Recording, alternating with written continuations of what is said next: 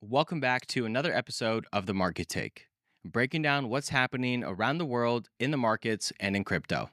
And if you like being informed about this kind of stuff, please consider subscribing to our channel. And if you do watch our content and you're not sure if you're subscribed, please double check. A lot goes into making these videos, and we get super motivated when we see that people are interested. So, yeah, thank you. We're now approaching the longest government shutdown. Not yet in history so far, because the longest one was 35 days, ironically enough, in the Trump administration back in 2018, 2019, because it started in December of 2018 and went into January of 2019, and that was 35 days. Mm. Now we're at 27 days, and nothing looks like it's getting accomplished. There's no near end in sight. You think we're going to go past that? It's looking like it. And what's funny is, I mean, maybe it's not funny, but the previous one before the Trump administration one, the one that was 35 days, was only 21 days long.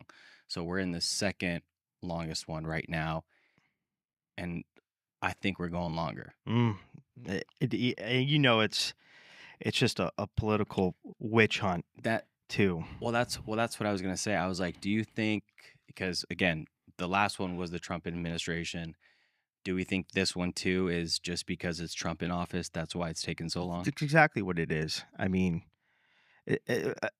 Democrats will get super petty with these type of things. Whenever if they ever have an avenue to try to make the other side look bad, they're gonna take it, and vice versa, probably. Yeah. Uh, yeah. I mean, I think they're gonna stretch it out as long as they can.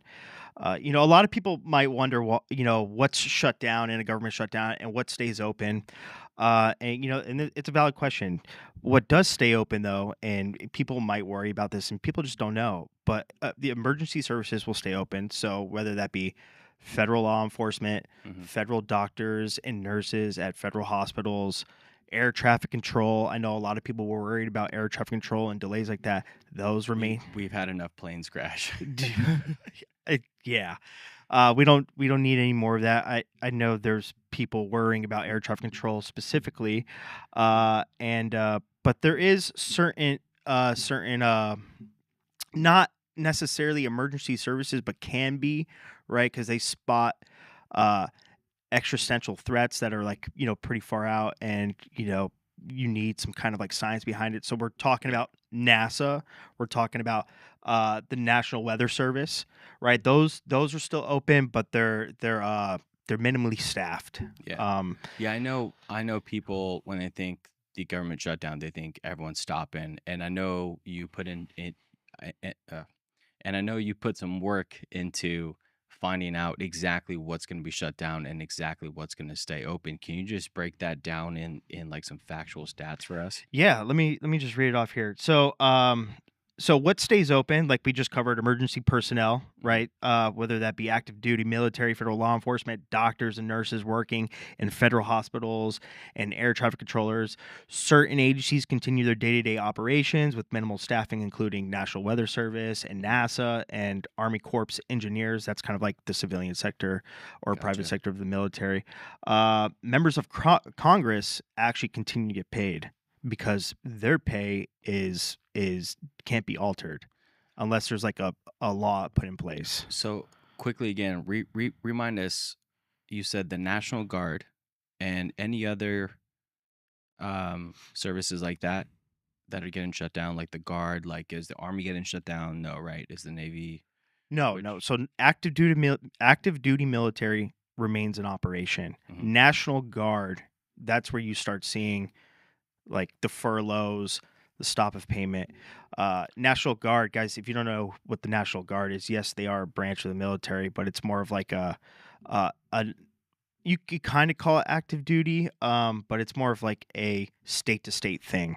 That's government that's funded by the state that they're in, essentially. isn't it funny that the people that need the checks the most and the people that, guard us are the ones that kind of get the crap end of the stick, and the people that are causing the shutdown still get paid?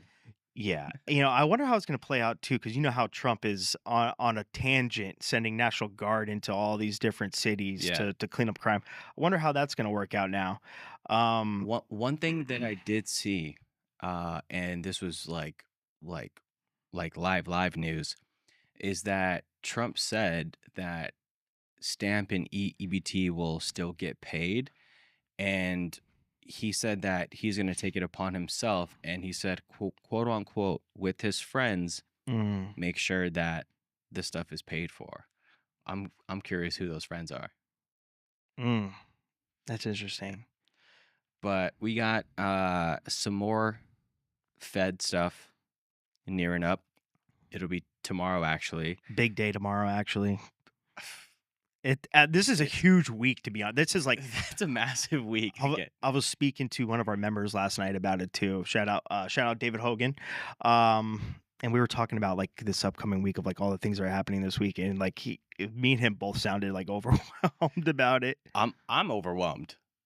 It's a lot, dude. Like, without getting too much into the stock stuff, Yeah. but we have Tesla just reported earnings, Mm-hmm. but we have 4 of the 7 Magnificent 7 stocks, 4 of the biggest companies in the world reporting earnings tomorrow and the next day. Mm. And we'll cover those stocks when we Mm-hmm. get into the stock section. But also tomorrow, we have another Fed meeting, Mm. another J-Pow meeting. Mm-hmm. And we know how every time he opens his mouth, the markets move, and they move pretty volatile. So they're going to be discussing either lowering or increasing rates.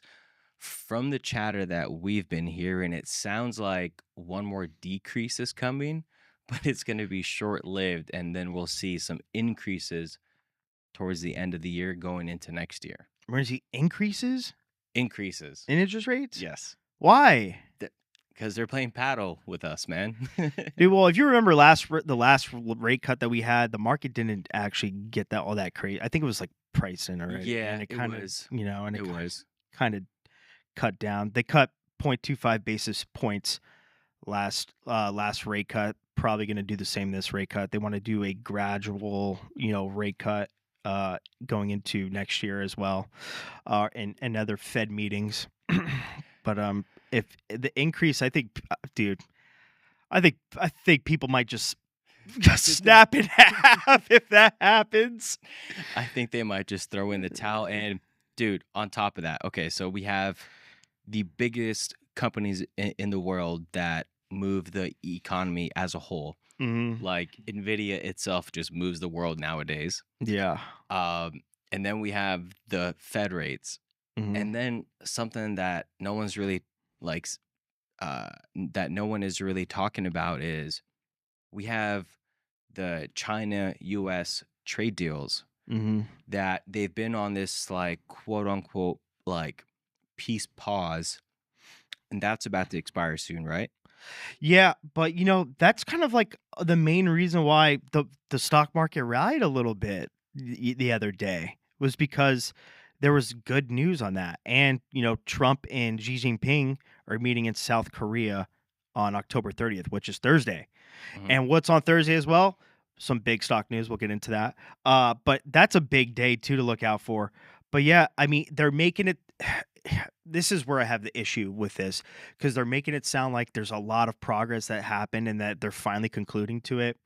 But I just know we're gonna get a flippy flop from Trump, and he's gonna be like, who knows? Like last week, he was saying we're in a trade war with China, and he said that on accident. This week, we've made it's substantial progress, and and even before that, it's always like, we had a great call with China, and then like China's not compliant, and then this and that. I don't know what's going to derive from that meeting. Like the Truth Social post he made when the market crashed. He's like, Yeah. oh man, Xi Jinping doesn't want peace, yada yada yada, and then 48 hours later, after the entire cryptocurrency market nuked, he's like, no, man, it's all good. He doesn't want a depressive country. We don't want a depressive country. Mm-hmm. It's all good. Yeah, after you made the whole market nuke, and like I said in this last podcast, and I think the last two, I think these two are in cahoots to cause volatility in the market and reap the rewards off the volatility. Because I pointed out all the stuff that was very, very questionable. For example, like World Liberty Financial, the biggest holder, nuking the coin 30% a half hour before the news came out. And then a half hour to an hour after, Trump made that post about the tariffs, and then the rest of the market completely nuked. And then World Liberty dumped another 50%. Yeah. These two guys are in cahoots. Andy Pardon CZ Oh, we're gonna talk about that. and Binance tokens, the biggest holder is CZ. That hit new all-time highs after all of that madness. The Cahoots. the manipulation and crime is staggering. The cycle, it really is. I mean, everything's getting crimed up. CZ is basically imputable, and he knows it, and he's just criming the hell out of his chain. And again, we're gonna talk about that when we get into the crypto section. But it's like quote unquote legal crime, because where these crimes are being done is in jurisdictions where that's not a crime. I know. It's just a saying on crypto Twitter, like when they see like out of the ordinary gains on random tokens or something, and they just call it, oh, that thing just got crimed, or he's criming it, or whatever. It just got CC'd. But yeah, I mean, we saw Bitcoin jump like 5%, Ethereum claim back over 4K, Sol pushed back over 200. Now we're seeing it kind of sell off again, but Bitcoin is still holding at 114K, and it's all this new stuff aside, Bitcoin and Ethereum are playing its macro levels to the T. Now, I haven't studied Sol as much as I studied Bitcoin and ETH, but for Bitcoin, you can basically say once it breaks and holds 108K, it goes to 114. If it rejects off 14, it goes right back to 108K. And then with ETH, it's 3740, 3840, goes to 4150, and then to 4400. So at any point, if those levels don't break, it goes right back down to the previous one. And that's what we've been seeing on both Bitcoin and ETH, is they just keep playing those levels kind of back and forth. So just kind of a tip to stay focused on the TA, because the TA always stays true. What the news helps with is the news helps accelerate to those levels. So let's say, Ethereum breaks over 3840 and there's some massive good news for Ethereum. All that will do will accelerate the speed and time that it takes for Ethereum to hit 4150 and hit 4400. Yeah. But TA wise and macro level wise, it's playing those levels like ping pong. Yeah. You know what I just thought of too? Like the overall crypto market, let me remind you guys, we got, the market got liquidated for 19 billion 2 weeks ago or something like that in leverage. But like literally 2 days ago, 150 billion just got added over the weekend. So it makes 150? Yeah. So whoa. So like I don't understand. Like, I don't think that, what I'm saying is, I don't think that's accurate. I really don't. And then this came from like kind of like a good source. Just like, it always seems like the liquidations and the longs are always so miscued. Well, not to cut you off, but we have to look at two things here, right? The overall crypto market cap as like a whole is chilling around 2.5 to 3 trillion. Maybe that's what they meant, the market cap. Yeah, but for 150 billion to be added back on, especially with spot, it's not that big of a deal. Yeah. Especially if it's these big dogs like the US, China, these exchanges, them working together. Yeah. Like, it makes sense that 150 billion can be added. But in regards to the liquidation level, the 19 billion was wiped away from people trading perpetual, right? Yeah. Spot didn't get a liquidation because you can't get liquidated on spot. Yeah. Can the token go to zero? Yes, but you still Yeah. hold the token, right? Yeah. This is market cap then. What Right. you're saying. So Yeah. yeah, exactly. So it's not like 150 billion just went long on Yeah. 20x, because if Yeah. 150 billion just went long on 20x, that's way over Yeah. 2 trillion, and that will move the whole market like a That's skyrocket, why I was right? so confused. Yeah. This is market cap. 90 So billion was actual dollars. right, $19 billion was evaporated. It was evaporated from the market of people leveraging long too much. That was a 24-hour rec chart, was $19 billion in leveraged traders. And something else to also note is when the news magnifies and kind of uh, glorizes that 19 billion, is 5 years ago, there was a few platforms that offered 20, 50x, 100x. Mm-hmm. Fast forward 5 years now, even 3 years now, right? If we're talking like the FTX days, Yeah. now there's dozens on dozens on dozens of platforms that offer 100x, 500x, Mm-hmm. 1000x. I've seen 2000x on Bitcoin and Ethereum. Like, what? These So, exchanges are casinos. Like, so these exchanges want you to go on crazy leverage, also known as margin for the stock traders, go on crazy leverage because they make money off of your losses. Because what are they doing, right? They're not just making that money out of nowhere, right? When a trader puts in $1,000 account, right, and starts fresh at 1,000, yeah. let's say they start at 10x trading. So if you put $1,000 in and you start at 10x trading, you have $10,000 of capital to use to open up trades. Mm-hmm. That other $9,000 isn't coming from you, me, from this trader, That's coming from the exchange, allowing you to borrow that money. Yeah. So the exchanges want to give you that money to borrow, and you pay the premium, right? Your premium is paying the $1,000 to use up to $10,000 of capital to open the trade. Yeah. So they're giving you this money on a loan, right? And you pay the premium to get that loan from them, and then they want you to lose, right? Yeah. I won't name the exchanges now on this live, but we did our DD Mm-hmm. at token. Mm-hmm. We know 90% of these exchanges make money off of the trader losing money in perpetual and margin trading. That's how they make their money. Mm-hmm. Yes, they make money on the opening and closing fees. Mhm. Yes, they make money on the funding fees, but the big money they make is from losers. Yeah. Just like the casinos in Vegas. Yeah.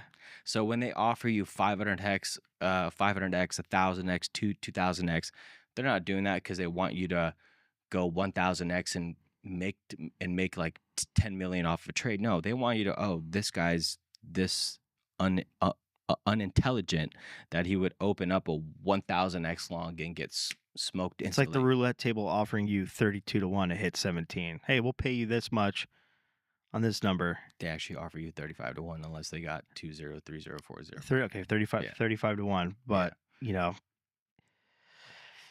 I mean, straight up casino. But yeah. Speaking of casinos, this is a good segue. What is your family up to these days? My family. I'm just saying. Was that Italian stallion?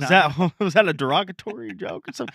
Guys, man, the NBA is in hot water. Okay, a sprawling FBI probe into the Mafia-linked gambling, sports, and rigging schemes led to the arrest this morning of well, not this morning, but like this happened actually a few days ago. But there was a gambling sting, right, of rigged sports betting and rigged poker games.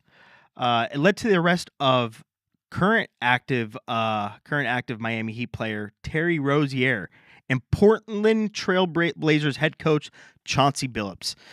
That's so But listen to this. According to federal law enforcement officials, the NBA says both men have been placed on leave. The investigations involved two major operations. One centered on the use of insider information to place bets on various NBA games, and the other revolving around underground poker games where high-tech cheating technology was used to steal millions from victims. Um, wow. And guess who they were linked up with? The Mafia. Specific. Which Mafia? I mean, there was like 4 or 5 families involved: Bonanno, Lucchese, Gambino, and Colombo. Yeah, those 4. So the Italian Yeah, Mafia. the New York Italian Which is why I Mafia. said, what's her family up to? Those families. Yeah, and so they were partnered up together in this huge like gambling scheme. Dude, they were saying some of the cheating tech that they were using was so advanced. Like there was literally machines underneath these poker tables that would literally see through the table, like X-rays, know exactly which card everyone had, and they would relay that information to some like outside source, and then relay it back to like whoever was playing. Um, yeah, And just on top of that, the prop bets for the players was the big one, right? mm-hmm, So for folks that don't know what a prop bet is basically you can bet on someone to, let's say, the sports the sports analysts say that this person will make 20 and a half baskets this game. mm-hmm, So you bet the over under on this person. Okay, he'll make 20 baskets or less, or he'll make more than 20 baskets. So these prop bets, from me diving into it after you told me this, was where they were making a lot of the money. So let's say X player has made 18 points this game. There's mm-hmm, still 3 minutes left in the game. If he gets the ball and they know that X family bet him to make under 20 points, he's not going to make any other shot that comes up. mm-hmm. He's going to miss those shots. And some of these prop bets could be like super ridiculous and super like far fetched out there. Uh, yeah, man. I mean, this is nuts. This is like some old school stuff you used to listen about the Mafia. I didn't even know they were like really active like that still, but I guess they are. You know, uh, but yeah, man, millions, and they weren't the only people involved. Like this also included like 30 other people. Some former NBA players and coaches too were involved. And then obviously there's names of like the Mafia members, but that really hasn't been disclosed We'll yet. just leave that out. We don't need any problems here. Yeah. But yeah, man, it amazes me because like, Chauncey Billups, man, like he's, like Chauncey Billups here, these guys get paid a lot of money. Like, why would they jeopardize their career like that? Because they were getting probably offered 2-3x more of it, and for quick. Well, no, you know what it is? It's because they're gambling addicts, right? Right. I And read that some of them had big gambling debts to pay off, right? yeah, so they're gambling addicts, and sometimes like the Mafia will give you the action that sports books just won't give you. hmm And then yeah, usually, and this is me just going down a rabbit hole of a bunch of like former mob associates and people that used to like do these things. They're awesome to watch on YouTube, but like people that did exactly this. I mean, yeah, these players like had serious gambling problems Yeah. and piss away their salary, piss away their pay, and then they borrow money from the Mafia and they bet with it, and if they can't pay, they know it's a huge problem. Right. And a lot of the ways, like we're reading, a lot of the ways where how the Mafia would kind of rectify the situation is like, all right, this is what we're gonna do. Now you're gonna do this while you play. You're gonna do that while you play to cover your debt. And I guarantee that's exactly what was happening here. And they just took it a step far further, and like, just yeah, they just got so cemented into it. It just became of their daily part of life. But yeah, nuts. I mean, I won't name the artist names because again, I'm not trying to get hit with any lawsuits, but us being from Vegas, there was a hip hop artist who has a residency in Vegas, or had one. DJ or hip hop artist? Hip hop artist Mm. that had a residency in Vegas. Huge one, huge one. He also just got recently into acting and stuff, but huge hip hop artist that you would think is up millions and millions of dollars in terms of net worth based off of how big of a star he was. The only reason he did his residency in Las Vegas was because his gambling debts were in the eight figures. Mm. And I'm not I talking know like, exactly who you're talking about. yeah, we'll just leave the name out. Pop star. Pop star. Yeah. Yeah, I know exactly who you're talking Yeah. about. We're not talking 5 million. We're not talking 10 million. We're talking up there. Mm. So Yeah, I know. crazy world out there, eh? Well, also you remember that I'm not going to say the name of the DJ obviously, but they got caught up in some stuff with like Yep. with residencies too from, you know. Who wears a big old helmet? Oh yeah. So should we get into some stocks? Let's get into some stocks, All man. right, let's get into some stocks. So we did start the podcast with saying there is a lot of stuff going down this week. Mm-hmm. So we discovered the Fed rates. Yep.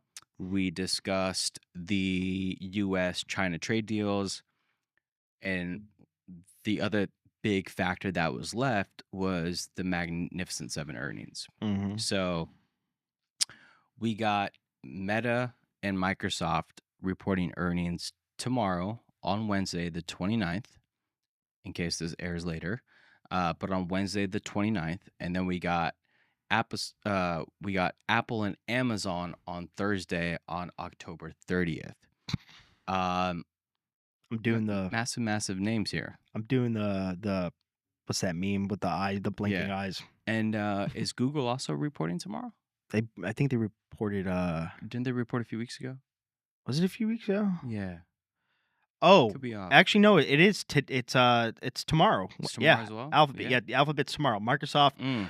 Alphabet, Meta Okay. tomorrow. Alphabet being Google. So here are my thoughts. Okay. Because Mhm. I always like to think, are we priced in? Are we not priced in? This and that. Google was heavily undervalued for a long time. And when their last earnings came out, the stock started to catch up with the fundamentals. Mm.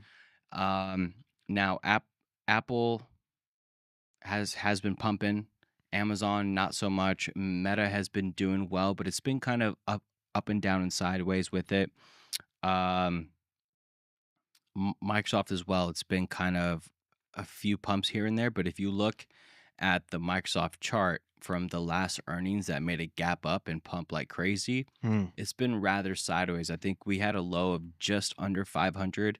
Now it's at around 525, 528, or I think even like 530 because we just closed out our options on it yesterday with the 49% gain, and I didn't want to hold them through earnings.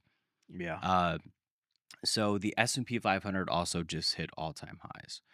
And when we look at the Magnificent Seven in correlation to the S&P 500, the Magnificent Seven stocks take up over 30% of the S&P 500, like around 31 to 32%.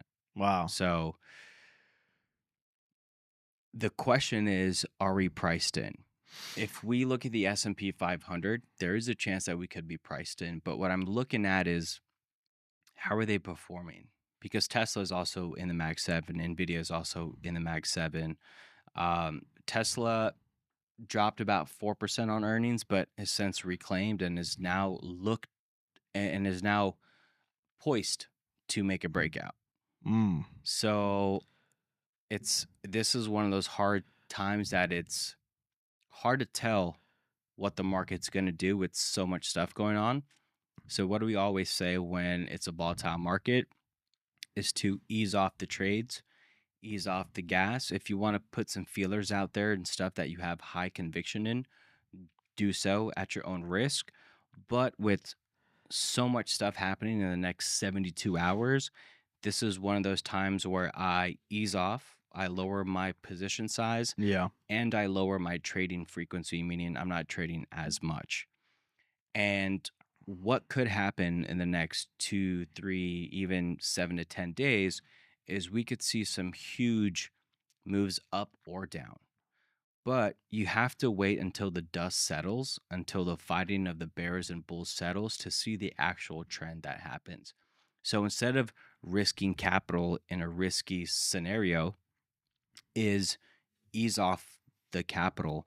And when you see the true trend come in place, that's when you can add fuel to the flame.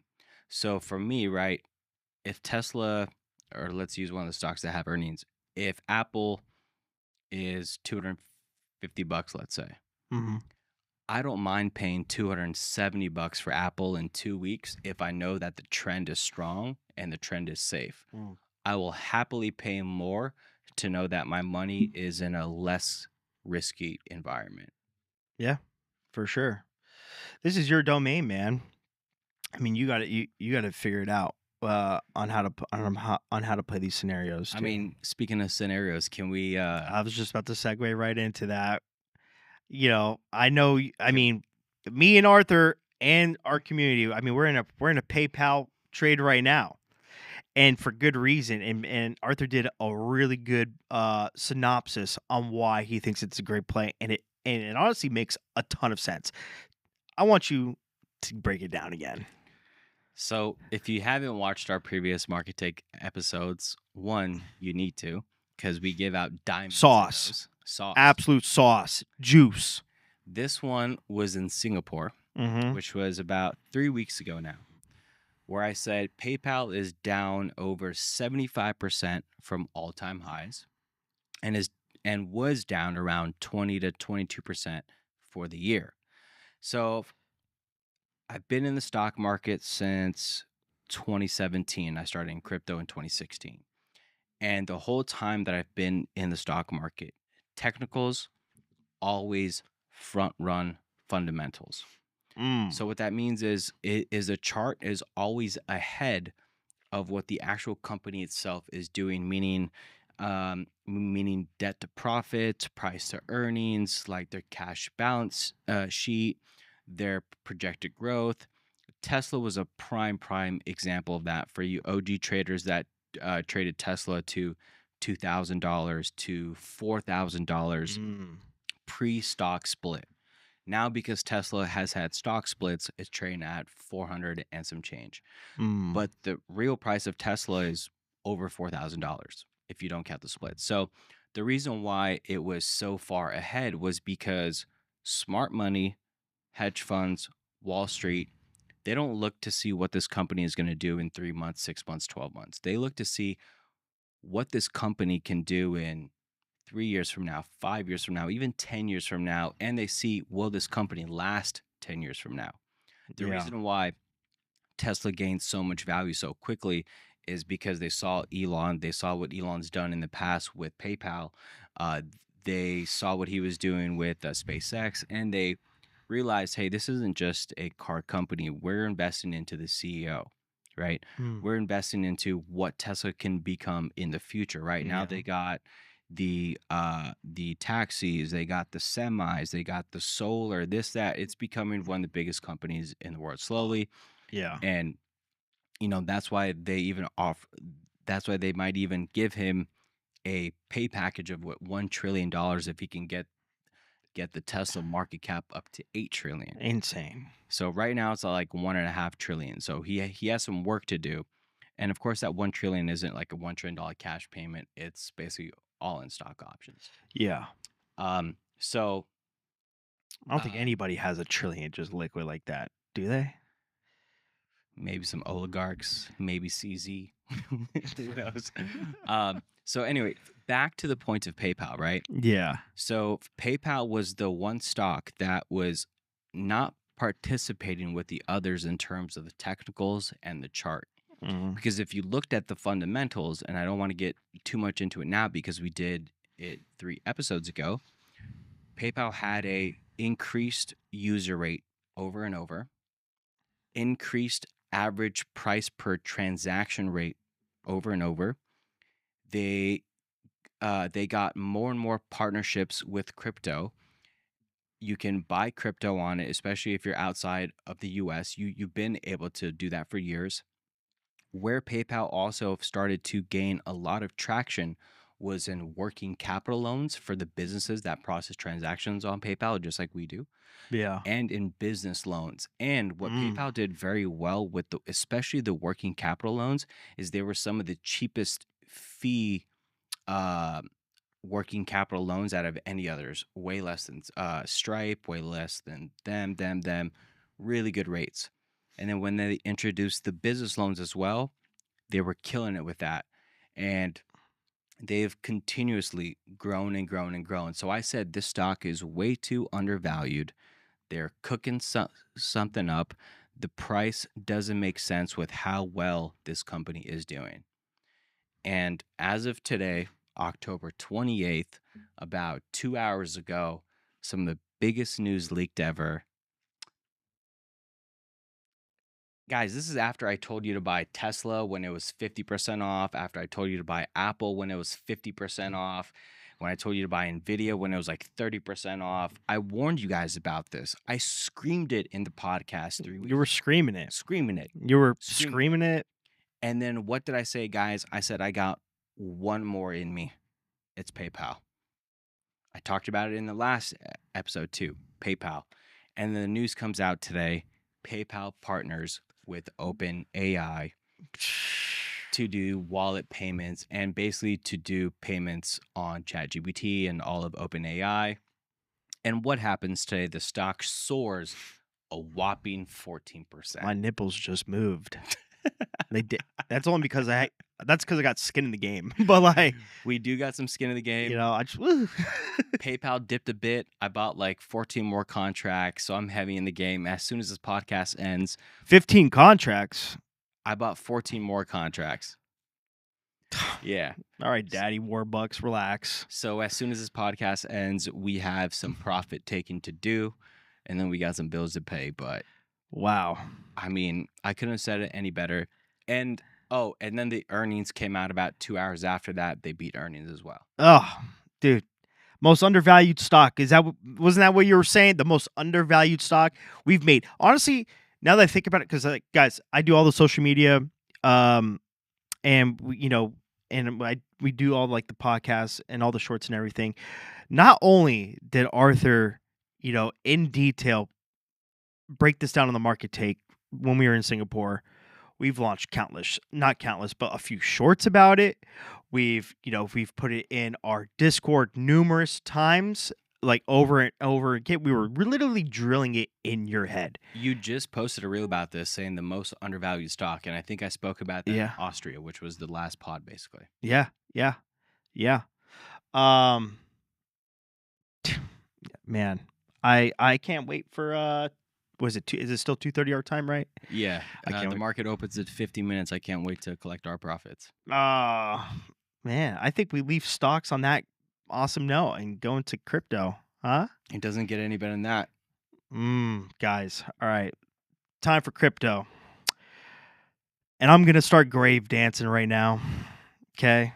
Do it. I just did about PayPal. Yeah, well, I'm going to start grave dancing. I always got made fun of, always got roasted in the comments saying the XRP hype is just speculation, nothing set in stone. Don't get fooled. There's nothing. But I thought XRP is going $10,000. That too. Like, I called people delusional for thinking XRP can even hit $100. They don't want to do simple math. They don't want to do tokenomics. I got laughed at for saying that these big financial institutions are just going to create their own product, their own blockchain, their own stable coin, and not use XRP tech. Why would they? Why would they just hand the keys over to some little rinky-dink random crypto project? Like, yeah, take over the financial institution of the world. Why would they do that? Are you guys thinking clearly? Do you guys not know how this world works? So what happened? Some more news. Guys, we've talked about, remember one of the big things of the XRP hype? Oh, it's going to take over the cross-border payment system. Swift came out with their own blockchain, right? What else? Stripe Is it Stripe or Swipe? Or Stripe also came out yeah, with their own. Yep. Stripe, Tempo came out with their own blockchain called Tempo. That's the biggest e-commerce payment processor out there. And what else is happening? Well, I'll tell you. Zelle and Western Union are implementing stablecoin payments into their platform. And it's not going to be using XRP tech. I'll let you know that right now. Okay. Guys, I don't know how many times I've mentioned this, and the proof is literally just in the pudding. And honestly, some news just came out today. Guess what? Circle launches with Coinbase, right? Circle is good. Yeah, Circle and Coinbase, they're partnered with two separate companies, but they created USDC, which is one of the top stable coins out there. But yeah, so what did they just launch? They launched the ARC blockchain testnet that is specifically meant for stablecoin payments. And guess who they have under their wheelhouse? Guess who they're going to be? Guess what banks are going to be using Circle? Well, I'll tell you. The biggest banks in the world. Also Visa, BlackRock, Goldman Sachs, HSBC, Anthropic, Amazon Web Service, Kraken. I don't know why it says ICE. That's kind of that's a little, but 100 plus, 100. They are too. Yeah, but yeah, and 100 plus more institutions, financial institutions, guys. What launched the other week too? Plasma, a stablecoin network that Peter Thiel's behind too as well. That backed. It's we saw Stripe, also someone else that we use. Stripe was using a Polychain for the longest time, and then we were saying, why do these big institutions need to pay a middleman, right? Yeah. And then next thing you know, Stripe comes out with their own. Mm-hmm. And I'm pretty sure, and I said this before too, pretty sure Chase and Wells Fargo, well, it's funny because actually Chase is using Ethan BTC for collateral, and I guess we'll talk about that now, but Chase using Ethan BTC for collateral on loans, and they're going to be using a third party to help secure the funds. And I'm going to assume it's going to be Coinbase because Coinbase holds what the government's they keep government's reserves. Yeah, they keep the government's reserves safe. And if you guys remember a few market takes ago, I said Chase and Coinbase are in talks of partnering up. I guarantee it's because it's going to be for this too as well. So I guarantee that collateral will be secured by Coinbase's infrastructure. But yeah, again, I hate to say it, but and I'll say it to your guys' face. Actually, I don't care because you guys are XRP community is like mean. If you try to like, there's some bullies. Yeah, they are. They remind me of the people that said that, oh, if you don't have the backs, like you don't deserve to live. It's like, whoa, buddy. I have my own opinion on what's gonna happen. Yeah, you know what? In that case, your token's dead. It's it's a piece of dookie. It ain't going anywhere. You guys got all bamboozled. You write all these fake headlines all the time. You guys are bullish off of the most nonsensical things. This token literally ran because they thought there was like a bunch of NDAs to all these banks about XRP. Like, dude, NDAs don't mean anything. I literally wipe my ass with NDAs. I really don't, but like, but. How many times did we see SEC trial news every 6 months to try to pump or depump XRP? Long story short, it was delusional for anyone to think that the people that really run the world, the top 0.01%, the guys that really run all the money of the world, are really just gonna be like, oh yeah, here you go, XRP, take it. What? Yeah, and listen. I'll be the first one to say too. I like playing the hype on XRP. If I notice a hype and there's like value attached to the hype, I'll play it. But the token's vaporware. Okay, the token's vaporware. It's nothing. It's not going to 5, 6, not even not $10. Nowhere near. And that's just my opinion. But during a bull cycle, I'll play the hype on the token. I mean, the hype behind it's undeniable, and that's it. I don't get Yeah. married to it. I don't believe in it. Never have. I mean, playing hype is just like playing the TA, right? You can always play Yeah. hype if there's volume and technicals behind it, right? Always. Yeah. Like We trade XRP all the I time. was literally just gonna say, Yeah. we trade at XRP all the time. Will I ever hold it long term? No shot. Yeah. Will I ever talk about it to hold it long term? No shot. Will I preach some trades on it? Yeah, of course. And that's what a lot of people still like misunderstand about us too. Like, just because either me or him like like absolutely just dismantle a token and its fundamentals and call it complete trash doesn't mean we won't trade it. I mean, I've traded ship. Yeah, we Pepe, trade all kinds of stuff. I've traded everything. If the technicals are there, they're there. You know what I'm saying? But yeah. Speaking of, I know we talked a bit about Poly. What's up with Polymarket and the airdrops? Since you're the savant of airdrops. Yeah, dude. Polymarket just confirmed that they're actually having an airdrop, guys. If you know what Polymarket is, probably the biggest prediction market out there. Prediction markets are this new thing, kind of like not sports betting, but you like literally bet on anything, right? Like you could bet on for example, you could bet on the federal rate cuts tomorrow. You could bet on if it's gonna rain in a week. I mean, I bet if Trump was going to win the election or not before he was favored. Yeah, like you could literally bet on anything. It's super degenerate. But it's caught the world by storm. It really has. And yeah, Polymarket being the biggest one announced that they're going to have an airdrop. There's no date yet. And but yeah, I mean they're going to reward people that were using the platform, of course. Yeah.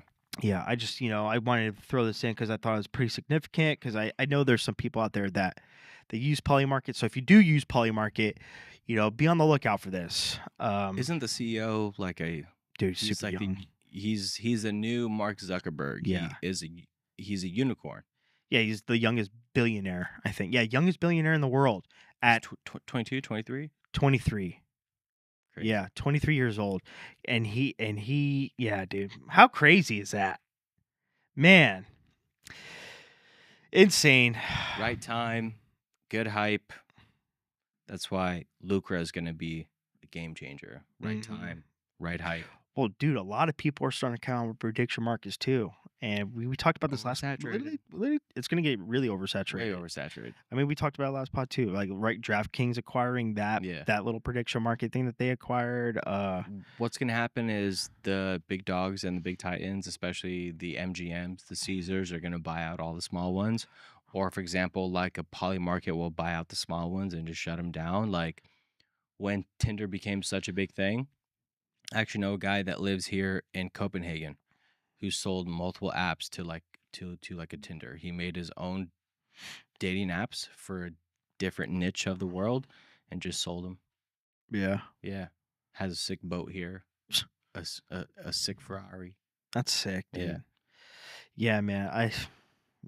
Prediction, yeah. I mean, Las Vegas casinos are going to have to do something.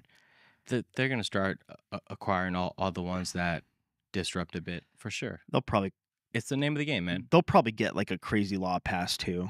I mean, dude, you think geo-block it?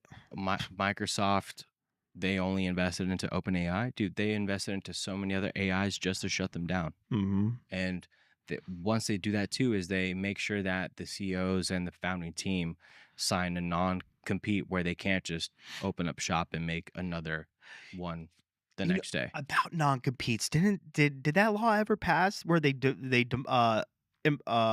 at certain levels, yes, a non-compete still stands. The reason why is like I was actually listening to a pod of the guy that made Go Gettle, the hugest AC thing in freaking all of Vegas. When he sold his basically owning stake in that he had to sign a non-compete. Like he couldn't just open up a brand new one because, right, if I have all the infrastructure, all the clients, and I build something massive, and then I sell it, and the next day I go open the same thing and just reach out to all those people again, like it's not how it works. Yeah, no, for sure. All right, man. CZ getting pardoned. I know you got some words about this. I just think he's a crime lord. Yeah. Well, let's give everybody a synopsis. Okay. See, guys, if you don't know, CZ, the founder of Binance, um, he went to jail about three in 2023. So, and he served for about, I think, like what, 24 months, maybe 2 years, something like that. Mhm. And it was for money laundering that the Democrats nabbed him on for. And this was during, this was during the Gary Gensler era. This was when, like, which ironically kind of was like the better time for crypto. To be honest, this is when the U.S. government was super anti crypto. Um, but yeah, he went to prison for a little bit for that money laundering thing. He pleaded guilty to it, and He had but to he had to step down as CEO as well, right, in he 2023? he had to step down as CEO in 2023. He had and now he had a felony conviction on his record here. And you got one thing you guys got to understand too is, granted, Binance is a very Chinese company, very Asian company, but a lot of their products are through like the New York Trade Commissions, Yeah. to get the proper licensing that they could offer, that they could, for Binance US to essentially work, and their stable coins Mhm. to essentially have some sort of backing. Like, I had to go through a lot of like Yeah. regulation through New Yeah. York.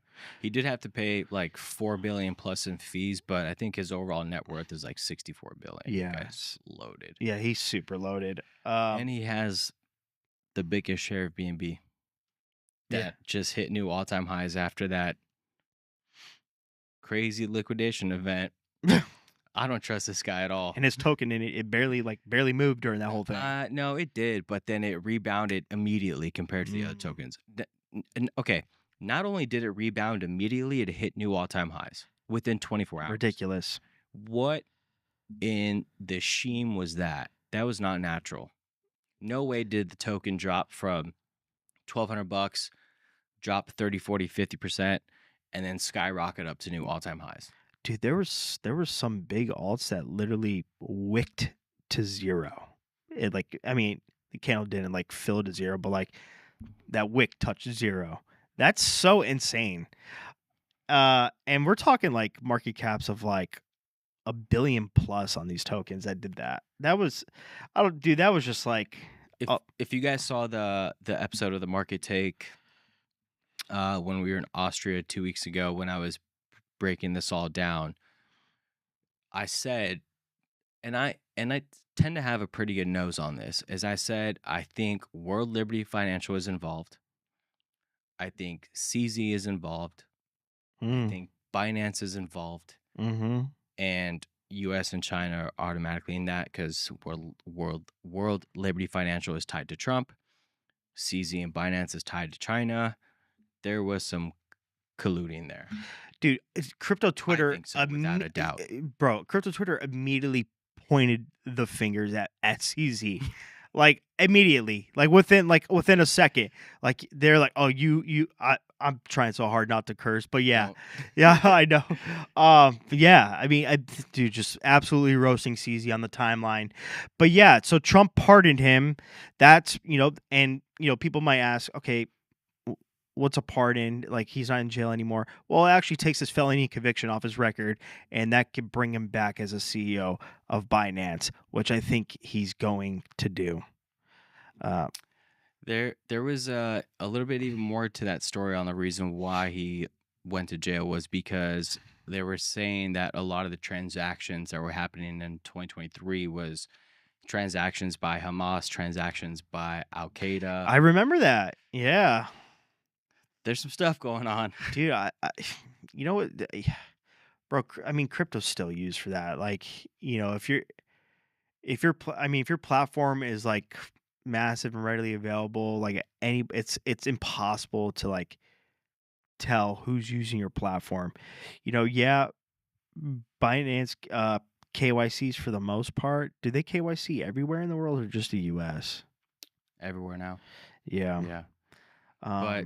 But just like you're saying, man, the pardon puts him on a plan to be able to become CEO again. Yeah.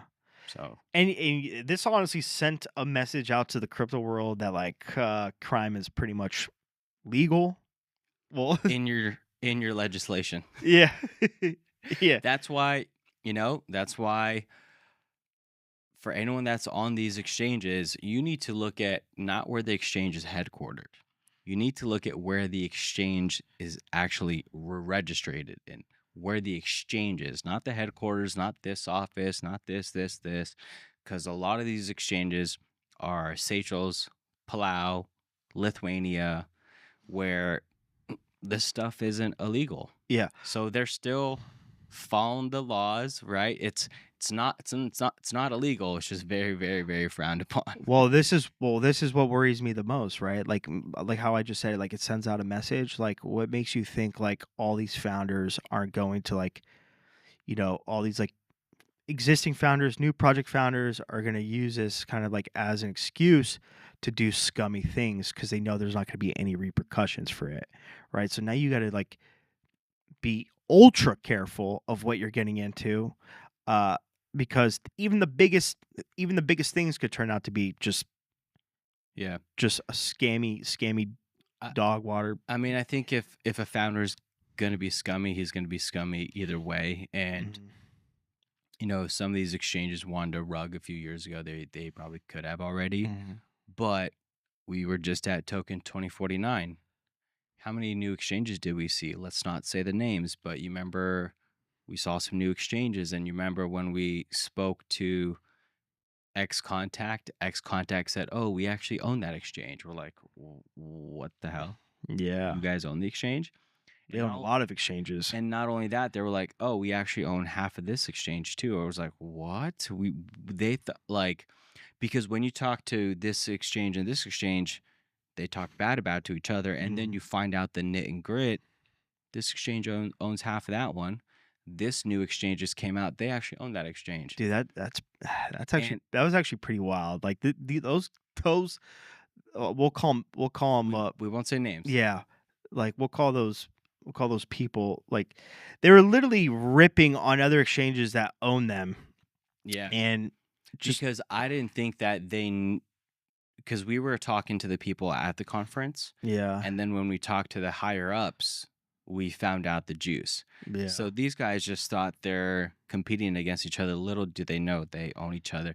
And what's funny is a exchange that owns X exchange.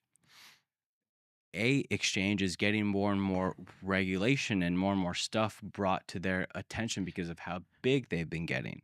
Now they've been getting KYC requirements, this and that requirements, but then they create a new exchange, right, called X. Yeah. X is registered in Lithuania, and X exchange no longer has to KYC or do this or do that. And we're like, "Oh, cool, we found a new solution for traders to trade on." The whole time, A exchange is owned X. That was insane. Man. Yeah. Wow. I mean, the rabbit hole just gets deeper and deeper and deeper. But Yep. yeah, man. I mean, not too much, not much else. I think we gave some amazing info Yeah, out. not much else going on in crypto. I mean, that's pretty much the big stuff that's going on. You know, guys, like I said, just a little reminder, just to reiterate things. We got some huge airdrops coming up, right? OpenSea airdrop coming. If you guys, a lot of people sleep on these airdrops too, and I'll just go over it quickly, right? I just got like a meteor airdrop, right? Remember when there was a time in the Discord when I was just going over like the dynamic liquidity market making pools and like how you could like literally DLMM. yeah, where you just earn fees on the swaps and the pools and everything. They just did an airdrop, and it was a pretty decent airdrop, man. Like this is free money. Like I know it might seem like in the time being, like you're wasting time doing your thing on these, messing around with all these different platforms. But like, dude, what other industry besides crypto can you be rewarded for using their platform monetarily? Right. Yeah. Yeah. So let's recap this. I think Fody gave you guys a pretty good recap for the crypto stuff. On my end, just be prepared for a lot of volatility in the markets to come in the next 3 days, the next 3 to 10 days. And if you're uneasy, if you're uncertain, just dial back the size, dial back the volume, dial back the frequency, and wait until the other trend unfolds. Yeah. I always say the only time it's okay to be a groupie in your life is when it comes to trading. That's the only time.